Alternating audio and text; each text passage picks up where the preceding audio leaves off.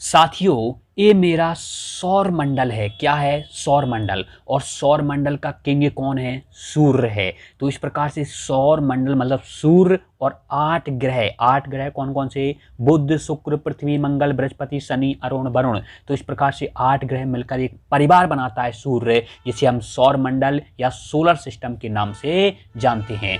अब हम देखते हैं सौर मंडल के केंद्र में कौन है? सूर्य है। और सभी ग्रह क्या कर रहे हैं? इसकी परिक्रमा कर रहे हैं। तो इस प्रकार से ग्रह इसकी परिक्रमा कौन कर रहे हैं? ग्रह कर रहे हैं। केंद्र में कौन है? सूर्य है। तो सौर मंडल का किंग कौन हुआ? सूर्य हुआ। सौर मंडल का जनक कौन हुआ? सूर्य हुआ। और सभी ग्रहों को जो ऊर्जा प्राप्त हो रही है, मतलब प्रकाश प्राप्त हो रहा है, वो सूर्य से प्राप्त हो रहा है, क्योंकि सूर्य एक तारा है और तारा नाभ की संलयन की प्रक्रिया करता है और नाभ की संलयन की प्रक्रिया के दौरान ऊर्जा की उत्पत्ति होती है। तो इस प्रकार से ऊर्जा का उत्पादक है, सौरमंडल का केंद्र बिंदु है और यह सौरमंडल का जनक है। और यह संपूर्ण जो सौरमंडल के जितने भी ग्रह हैं उन सभी के द्रव्यमान का लगभग 99.8% द्रव्यमान हमारे सूर्य का ही है। और 0 किसकी बात कर रहे हैं हम?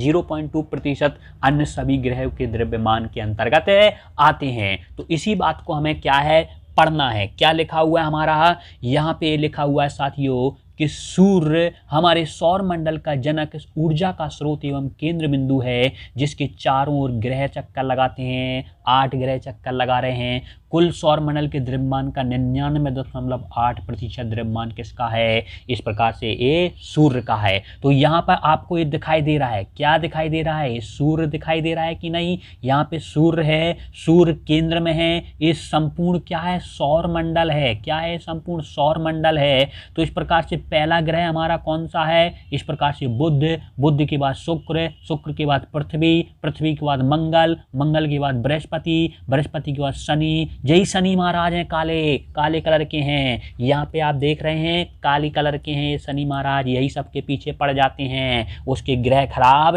हो जाते हैं। इसके बाद अरुण है, अरुण के बाद वरुण है। और ये आपको दिख रहा है ना प्लूटो। प्लूटो एक मतलब बौने ग्रह में आता है। इसको सौर मंडल में शामिल नहीं किया जाता है। पहले किया जाता था, लेकिन अब बौने ग्रहों के अंतर्गत आता है। इस प्रकार से हम देखते हैं कि हमें सूर्य का जो भाग दिखाई देता है उसे प्रकाश मंडल कहा जाता है। मतलब ये क्या है हमारा? ये हमारा सौर मंडल है। सौर मंडल में 8 ग्रह और सूर्य हैं। उनमें से हम केवल किसको उठा लेते हैं? सूर्य को निकाल लेते हैं। अब हम सूर्य को जैसे ही निकालेंगे तो हमारा क्या आ जाएगा? सूर्य आ जाएगा। इस प्रकार से हमारा क्या आ गया? सूर्य आ गया। तो हमने सूर्य को इस प्रकार से निकाल लिया है। अब सूर्य का जो बाहरी भाग, जो पीले कलर का भाग है, जो प्रकाश देता है हमें, वो प्रकाश मंडल के नाम से जाना जाता है। सूर्य के वायुमंडल को वर्णमंडल कहा जाता है। मतलब पृथ्वी के आसपास एक वायुमंडल पाया जाता है, उसी प्रकार से सूर्य के आसपास भी क्या पाया जाता है? वायुमंडल पाया जाता है। इसे वर्णमंडल के नाम से जानेंगे।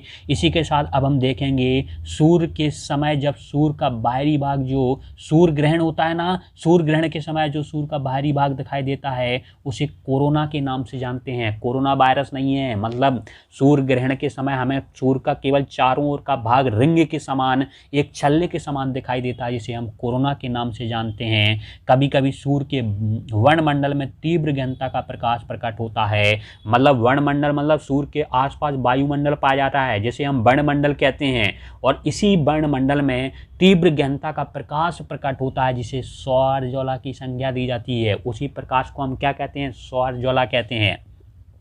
जब यह पृथ्वी के वायुमंडल में प्रवेश करता है, अब यह सौर ज्वाला सूर्य के वायुमंडल से निकलकर कहाँ प्रवेश करेगा? पृथ्वी के वायुमंडल में प्रवेश करेगा। तो वायुमंडल में स्थित कणों से टकराकर आयन मंडल मतलब पृथ्वी के आयन मंडल में रंगीन प्रकाश उत्पन्न करता है। क्या करता है? रंगीन प्रकाश उत्पन्न करता है, जिसे पृथ्वी के उत्तरी तथा दक्षिणी ध्रुव पर देखा जा सकता है। इस बात को हम यहाँ पे डायग्राम से समझते हैं साथियों। जैसे मान लिया ये क्या है? सूर्य है। सूर्य से तीसरे क्रम में हमारा क्या है? पृथ्वी है। और सूर्य के आसपास क्या पाया जाता है? वायुमंडल पाया जाता है, जिसे वर्णमंडल के नाम से जाना जाता है। और सूर्य के वर्णमंडल से क्या निकलेगा? प्रकाश निकलेगा जिसे सौर ज्वाला के नाम से जाना जाता है। यह सौर ज्वाला क्या करता है, सूर्य के जो गुरुत्वाकर्षण क्षेत्र है उसको छोड़कर पृथ्वी के वायुमंडल में प्रवेश कर लेता है और पृथ्वी का गुरुत्वाकर्षण क्षेत्र उसको अपनी ओर अट्रैक्ट करता है। तो इस प्रकार से जैसे ही यह वायुमंडल में प्रवेश करता है तो यहाँ पर वायु के जो कण हैं इन सभी से टकराकर